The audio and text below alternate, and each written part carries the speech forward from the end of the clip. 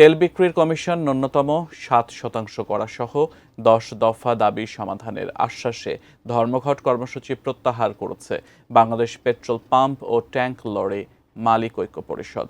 রোববার দুপুরের দিকে ধর্মঘট প্রত্যাহার করা হয়।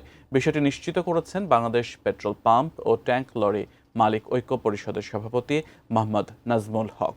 এর আগে ভোর ৬টা থেকে দুপুর ২টা পর্যন্ত ডিপো থেকে তেল উত্তোলন ও পেট্রোল পাম্প থেকে তেল বিক্রির সব কার্যক্রম বন্ধ ছিল। পূর্ব ঘোষণা অনুযায়ী তারা এ ধর্মঘট পালন করেন। তবে তেল বিক্রির কার্যক্রম বন্ধের পরই সংকট সমাধানে বৈঠকে বসে বাংলাদেশ পেট্রোলিয়াম কর্পোরেশন বিপিসি ও মালিক সমিতি। বৈঠকে ১৫ দিনের মধ্যে তেল বিক্রির কমিশন ন্যূনতম ৭% করার দাবি মেনে নেওয়ার প্রতিশ্রুতি দেওয়া হয়। তবে অন্যান্য দাবি ২ মাসের মধ্যে সমাধান না হলে আবারও তারা কঠোর কর্মসূচিতে যাবেন বলে ঘোষণা দেন।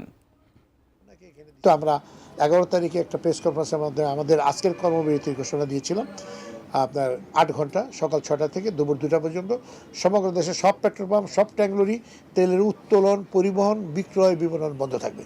এবং আপনি নিশ্চয়ই লক্ষ্য করছেন স্বতঃস্ফূর্তভাবে সমস্ত বাংলাদেশের যত পেট্রোল পাম্প এবং ট্যাঙ্কলরি ছিল এগুলো বন্ধ ছিল, যাতে জনগণের ভোগান্তি না হয়, ভোক্তারা যেন ভোগান্তির শিকার না হয়, এই জন্য আমরা জিনিসটাকে খুব কম সময়ের জন্য দিয়েছি।